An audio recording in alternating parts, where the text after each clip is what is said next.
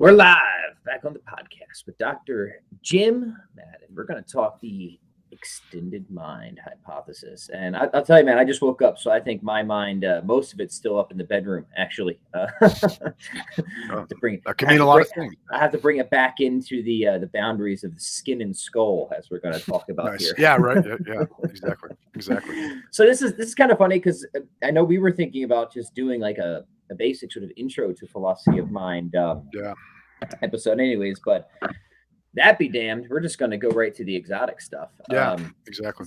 So no, we thought this would be cool because, here at Philosophy for the People, like Jim and I, we both have our positions and we like talking about the things that we're either writing about or researching. We also think it's important just to get like just ideas out there and try and just say, hey, here's an idea. And we don't even have to assess it. We just want to say, hey, here's an influential idea. Here's a really cool article, and let us talk about it and explain it to you and just have a conversation and see where it goes. So I think that's probably the plan for this one. Is that right, Professor? Yeah, and I might even say though my relationship with this article is maybe more intimate than that. Like there's a lot in it that I buy, right? And it's this particular article was not what got me into the extended mind hypothesis. It's actually like the follow-on literature, and then I kind of like read my way back to this one, but the Chalmers Clark article is kind of like was the first that I'm aware of introduction of the term an extended mind hypothesis into the literature in philosophy of mind and cognitive science. So I think it's a very under considered area of the philosophy of mind. Yeah. For people who are religiously inclined. Okay. And it's one of the reasons why I'm kind of like slow to even do like introductions to philosophy of mind, because usually what people mean by that, not necessarily you, is like the mind body problem, right? It's just a question of materialism versus, dualism of some sort. Okay.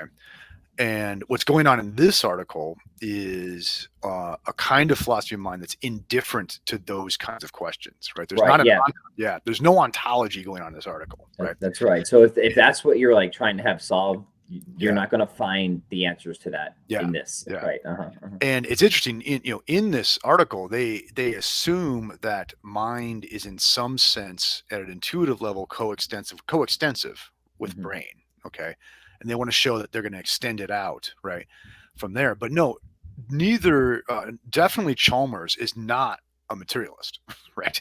Okay, and I would doubt that Clark is, okay, although I've never seen him write specifically on mind-body stuff, okay? But the point being is like they're leaving all that aside, right? And they're just asking like, what is it to have a mind? Like what are the operations that count for having a mind, right? And what the ontological or metaphysical implications of that's another worry, right? And it's interesting for them in this article where they're concerned with social, ethical, like those kinds of humane concerns that come from what they think now it is to have a mind, right? Which is a nice, cool kind of turn, especially towards the end. So let's just one more quick thing is, and like this kind of question of like less concerned about the ontology of mind and more concerned about just what is mindedness, right? Like what are we saying of ourselves when we say that we have minds, like functionally, not to say functionalist, right? Dirty word. That's become the kind of question I'm just much more concerned about.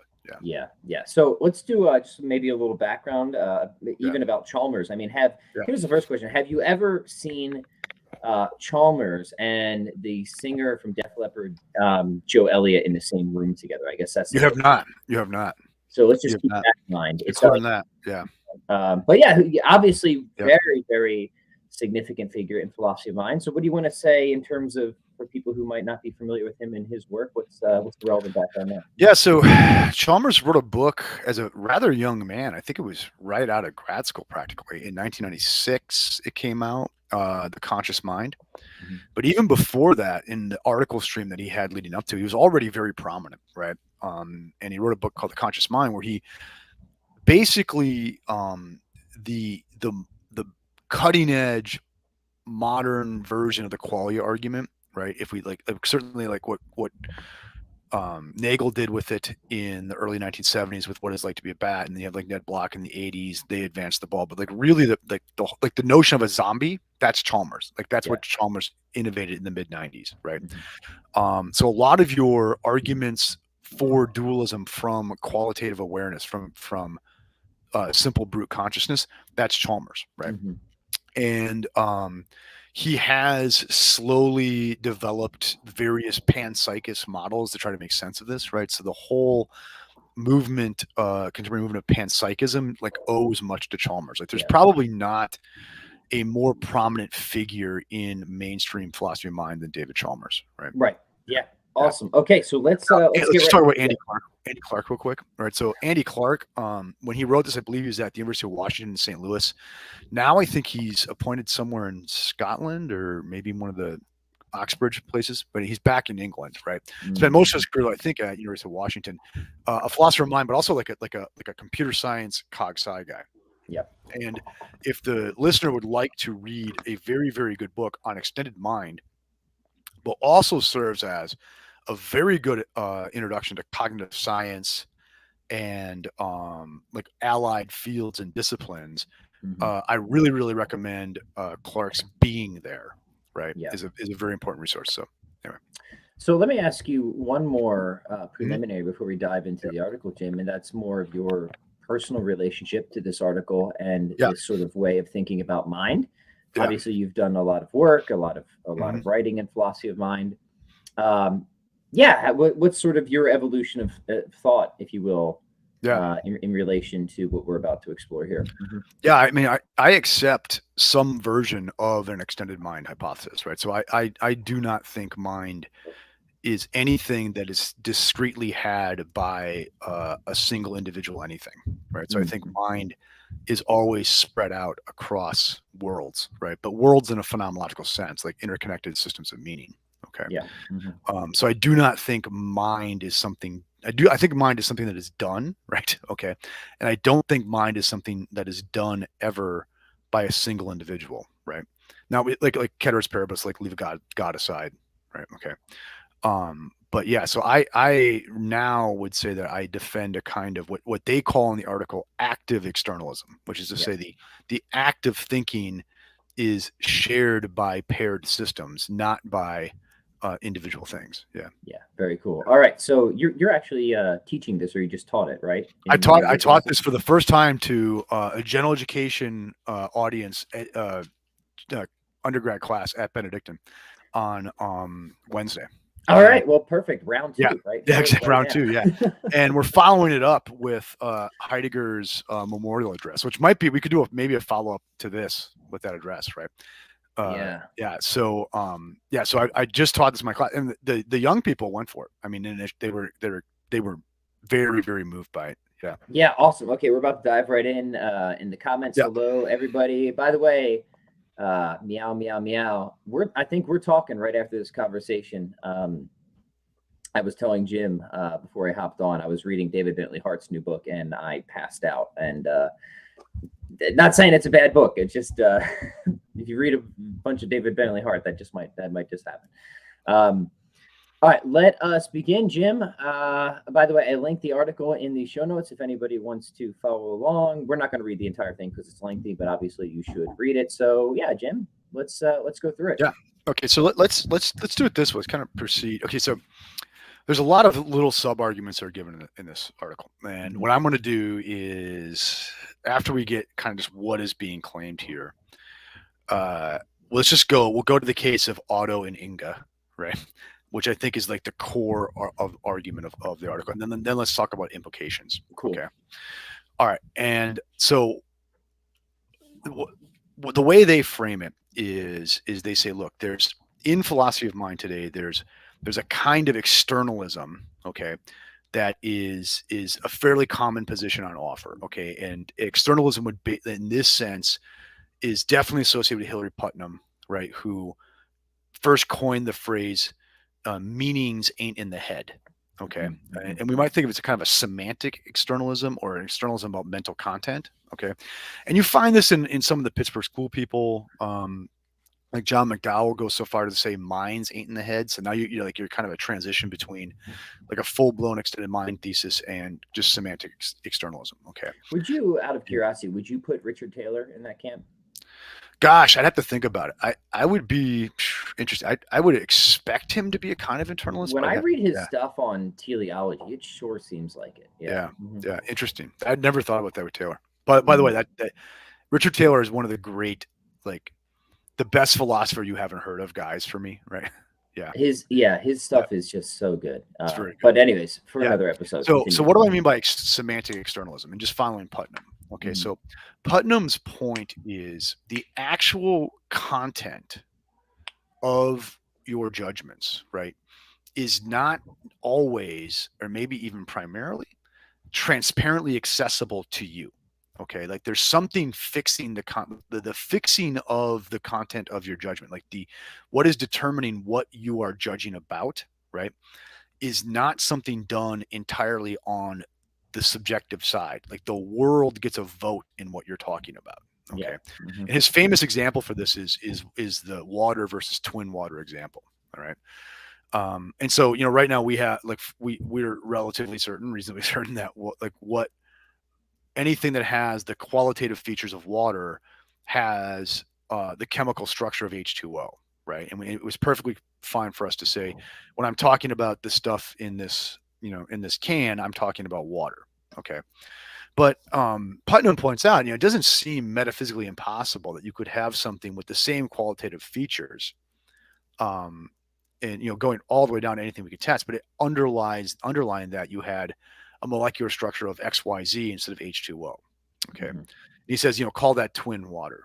All right. And he thinks it's absolutely the case that we're either, on Earth or twin Earth right now, right? We're either, I'm either referring to water or I'm referring to twin water when I'm talking about what's in this can. But note, that is not something transparently accessible to me, nor could it be, right? Yeah. Like the world is in a way has a determining role in what it is I'm talking about. Okay. And for that reason, like what does it mean? What do I mean when I say water? Well, Putnam says it goes beyond what's in my head. Right. It's ultimately based on a connection I have with something outside of me. Yeah. Okay. So meanings on the head. Now, what Clark and Chalmers want to do is they want to take it further. They want to say it's not just a passive externalism, they call it a semantic externalism, but it's an active externalism. All right. So for Putnam, at least in the meaning of meaning, that famous article, he's not saying the act of thought is done beyond the head. Right. He's saying it's just the content of thought is fixed beyond the head, right? But the thing that's doing all the thinking is like safely behind my eyes, right? What Clark and Chalmers want to say is, no, the thing that's doing the thinking is spread out, right? It's spread out, right? Beyond the head, right? Into the world, into the environment around, okay? And in fact, they want to argue in this article and in the subsequent extensive literature on this, and in fact, this may be one of the most distinctive things about human thought is that we are able to extend it onto our environment rather than just keeping it inside our heads. Okay. It's easy to see this in just sort of simple memory examples. Okay. So, just using like a cell phone, where let's say I keep my schedule on my cell phone or something like that. On the rectangle. Yeah. Or like the content or the contacts section of my phone, right? What am I doing there? I'm taking the burden of remembering all those phone numbers and I'm loading it into this extended memory, right? And then, but really, like, what is memory without the phone? It's like you have, whether you're a dualist or materialist, you're going to say in some sense, memory involves the encoding of information into a neurophysiological structure, right? And then when I want it, I somehow, whether it's a purely physical process or there's some non-physical aspect to it, that coding gets accessed in some way and brought into explicit awareness, right? And so when you think of it that way, it's kind of hard then to really say there's something in principle different between the memories stored in your head and the memories stored in your phone. Yeah, it's just where you're accessing on them. Right? It's where you're accessing, and Chalmers and Clark are sort of, well, what makes the wet, coding somehow more your mind than the dry coding in your phone, right?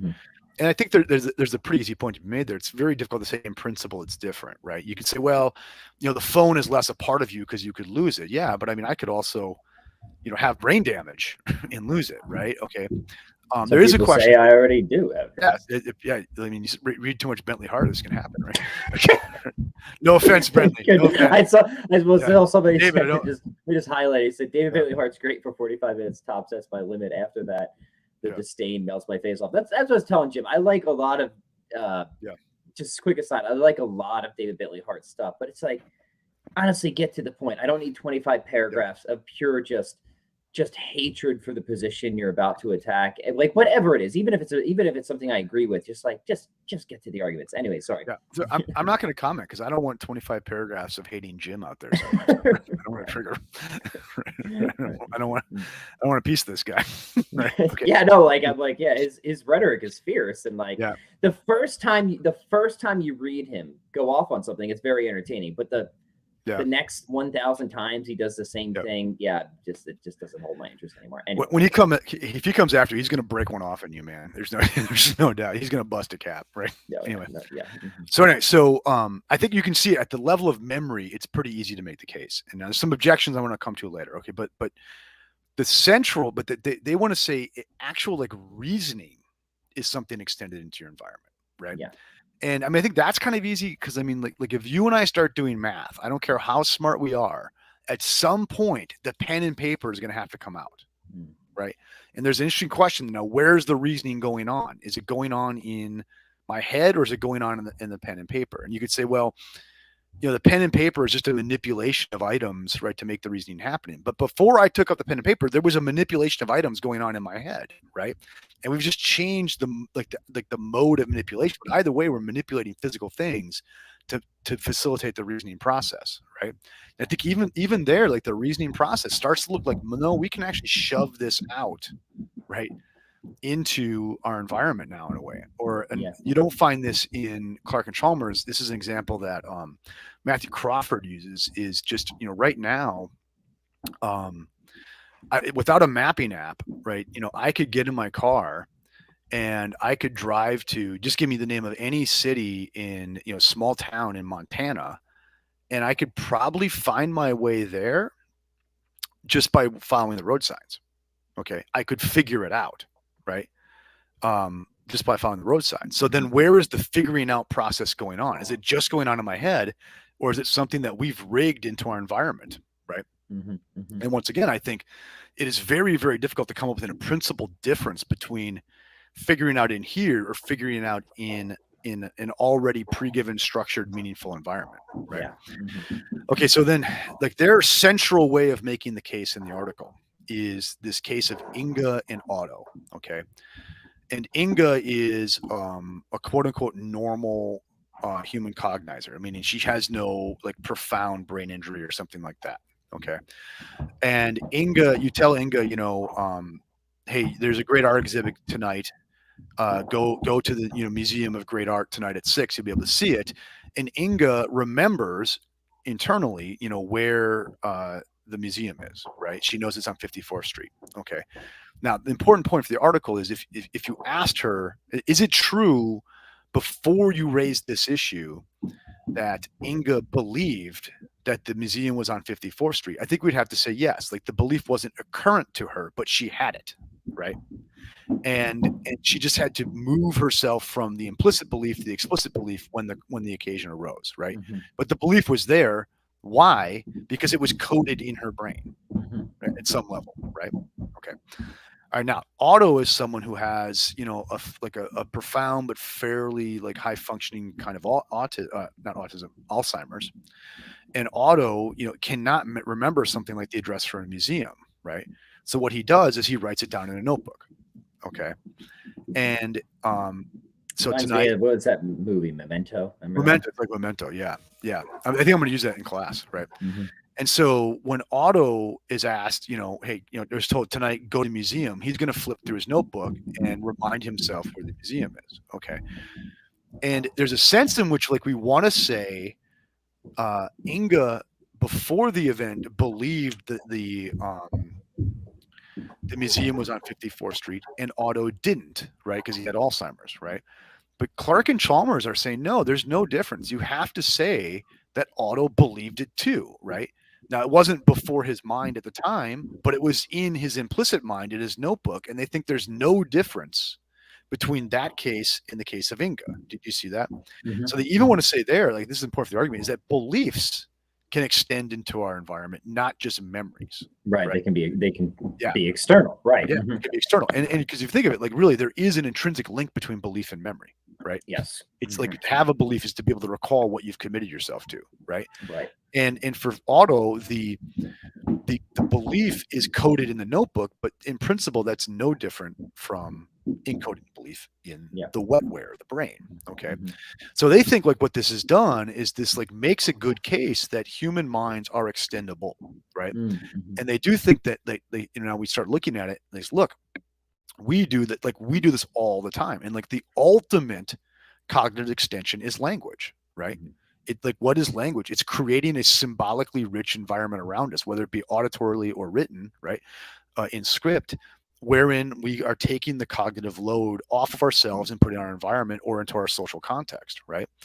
And they see this as, like, absolutely central to, like, why humans are, like, the great cognizers we are. We, like, however complex our brains are, we get far more out of ourselves because we don't put the full burden on the brain. Right. Mm-hmm. But we take the brain, we use it to, like, rig the environment to make an overall uber brain of our environment. Okay.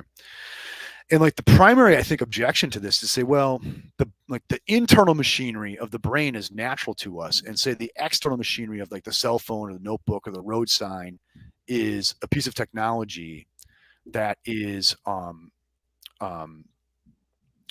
like an add-on, right? Mm-hmm. And Clark and Chalmers make a very good case here, is like, look, when was it that you had a human brain that was not involved in cognitive extension, right?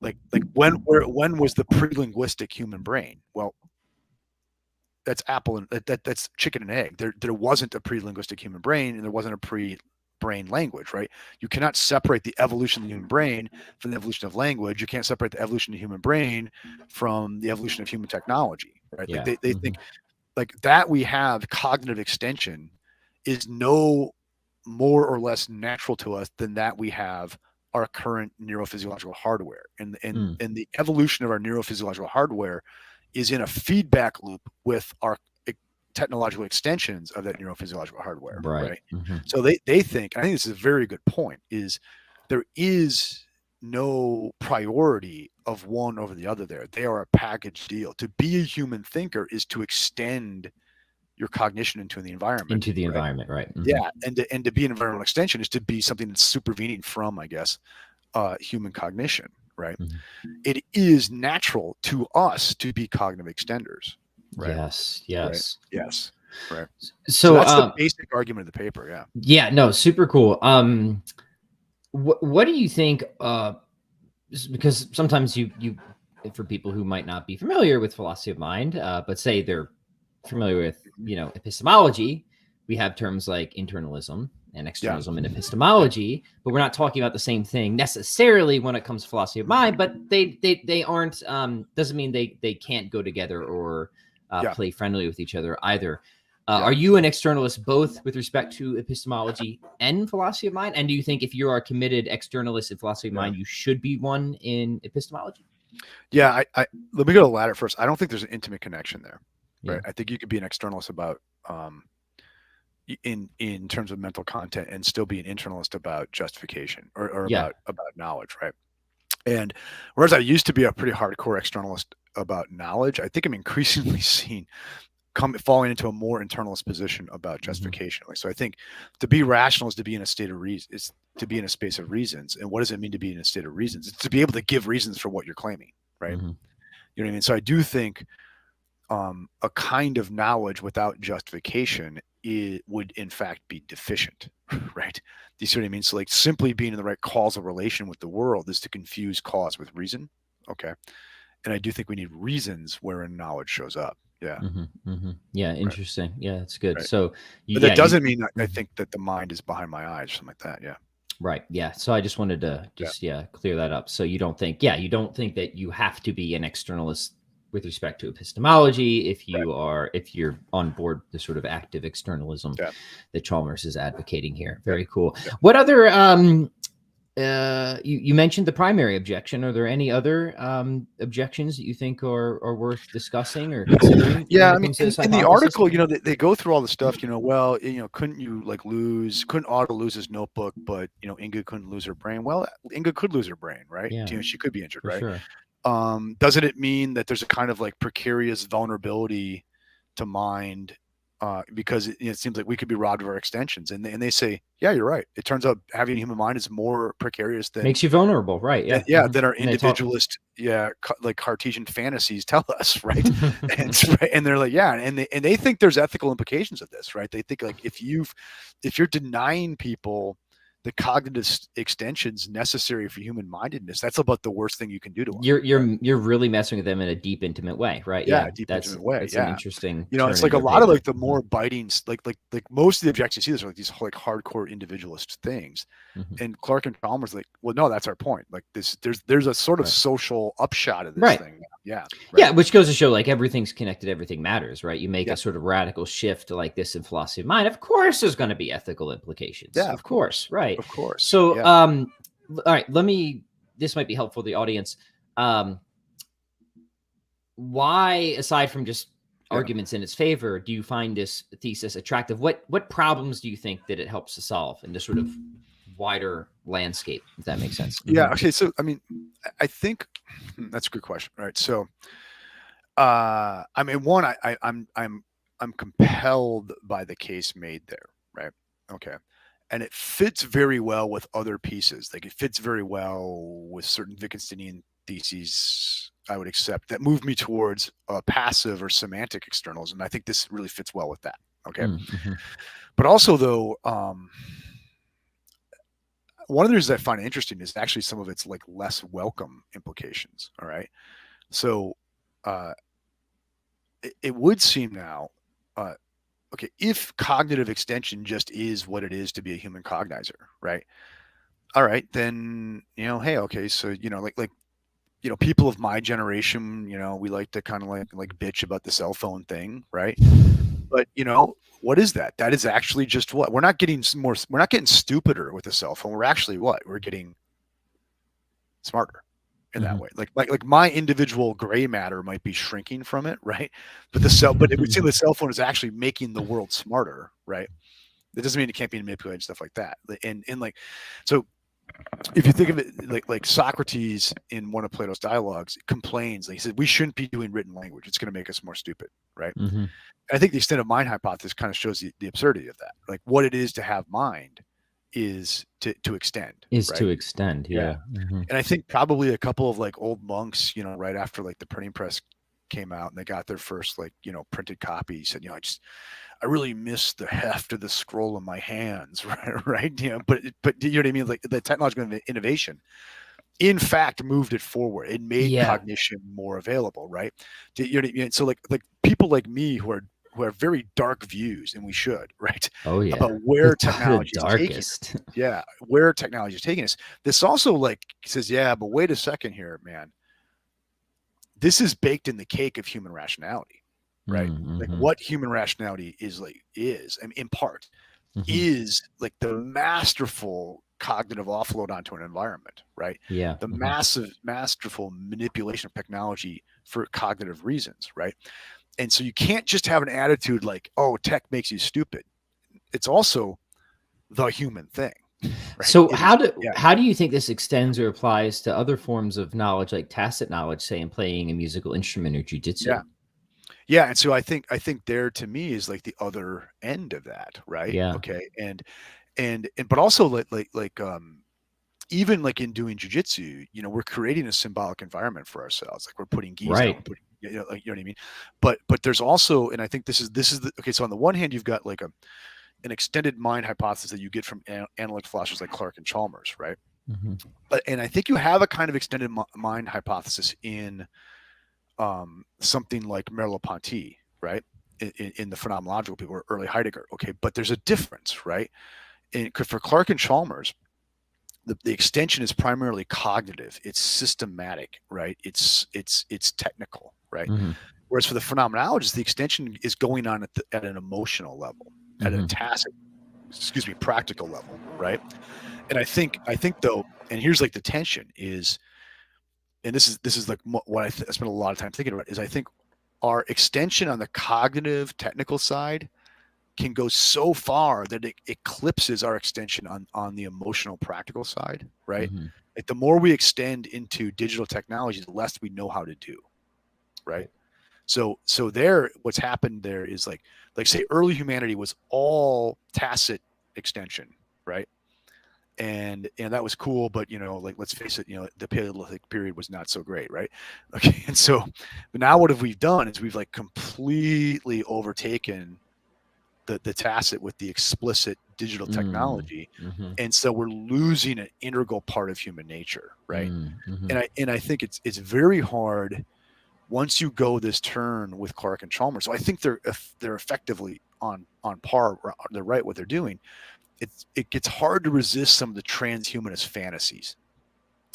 Yes, that's one of the sort of things that I guess one of the red flags, to use a term. It's like, I see very strongly the points you guys are making, but are there, is there anything about this that we should be worried about? Or are there any principled lines that we should want to draw concerning this hypothesis, right? It's a question that was strongly raised in my mind, right? And I suspect, I don't know about Clark, but I suspect Chalmers is a guy who's like, no, man, bring on my microchip. Do it. Let's do it. Yeah, let's do it. And they kind of say some stuff like that in the article. Yeah. You know what I mean? I think Chalmers is probably a guy like, yeah, no, I want my microchip, right? Right. Because it'll make things, more fluid, right? But then I think there's paradoxically, like what it is to be human is to be a cognitive extender, but the cognitive extension can go to the point of undermining our humanity, right? And it's sort of like if you watch the movie 2001 Space Odyssey, I think this is like the theme that's going on in Arthur C. Clarke's novel and Kubrick's film, which they wrote together, by the way. I don't know if you knew that, but no, I did not. Yeah. And so like in the opening scene of 2001, like you get this one ape like figured out how to use the jawbone of an animal to beat the crap out of everybody else, right? And then suddenly like humanity is born here, right? Okay. And there's like the monolith is in the background, and the monolith is it looks like a damn cell phone. It's freaky, right? And it's like, I think you could say it represents aliens, but I think it just represents the human drive to technological mastery, right? Okay. And it's great. And it's interesting though, like the theme music is Also sprach Zarathustra. It's a symphony named for Nietzsche's book, right? Right. It's like, and now, so here it is. Here's humanity coming online as human, as technological, as extending its cognition, right? But the end is already baked in the cake at that point, right? It's going to go too far. And the movie, spoiler alert, right? Pause. But the movie ends with Dave, right, the human figure in the film, essentially kept in a zoo by his own technology, right? It's like the origin of humanity is the ultimate undoing of humanity. There's this deep paradox in us, right? Yeah. I don't know what to say, but yeah, right, brother. You've met it. Yeah, dude. Here it is. So, all right, final question I have, and if anybody else has any questions, drop them in quick. So, yeah, obviously you're very sympathetic to this. Are there any ways that in your current mode of thinking in terms of philosophy of mind that you do part ways, or any sort of modifications of their hypothesis, any Jim Madden modifications? Yeah, no, I think they, and I'm not saying they deny it, but I think this particular paper and a lot of the literature on the cog side of these worries underestimates the role of emotion, right, in the fixing of human cognition. Right. The concern. Yeah, the concernfulness. Yeah. Right. Yeah, really, really good stuff. Let me make sure that people understand that you have an entire book on philosophy of mind. I wish I have to bring it down here so I can actually show it. Mind, Matter, Nature. Yeah, I actually do not own a copy of it anymore. Isn't that fun? I actually think I keep giving them away. One of my last copies of one of my books, because I was on. Did you know I was on the other Pat Flynn's podcast this week? Yes. You know this guy, the smart passive income Pat Flynn. We get mixed up all the time, so I wanted to make sure I had my original book to show, and this might be my last copy of this book, so I can't lose this one. I mean, I can always just go buy one off Amazon, I guess. And by the way, how many languages has that been translated into now? The Dummies book, I have no idea, honestly. But this one, you can't see it, but this next frame over here, I got the I'll turn it. Got the Chinese, edition framed. So there we go. Which is pretty sweet. But yeah, Mind, Matter, Nature, and that's available. Go ahead. Oh, no, go. Yeah, I was just want to say. Oh yeah, Mind, Matter, Nature is available on Amazon, and the new book should be out sometime this year. So I'll keep the listeners posted on that. Yeah, awesome. You were about to say something. But and I don't know if you can talk about this yet or not, but you've got a new book deal yourself there, right? Yeah, I think I can do a soft announcement that I literally just got the email with the final contract for a book that in fact, I mentioned it on this podcast where I just kind of had this crazy fit and essentially wrote a book, and I'm delighted to say it is accepted, and now it will be manifest into reality. I don't know, sometime maybe next year. So sometime, we'll see. Yeah. Nice. Who knows what the publication will be? Yeah. All right, let's take a question. See where it goes. Brendan says the soul orders are parts of the whole, but given this extension idea, how can we be sure that those new parts really could be ordered to the whole? Yeah. So I guess now we're kind of going a little bit more beyond just think about cognition and back towards kind of the deeper philosophical anthropology and metaphysics. Jim, how do you think about all this together? Well, one, I won't be too quick to conflate minds with souls, right? Okay, but leaving that aside,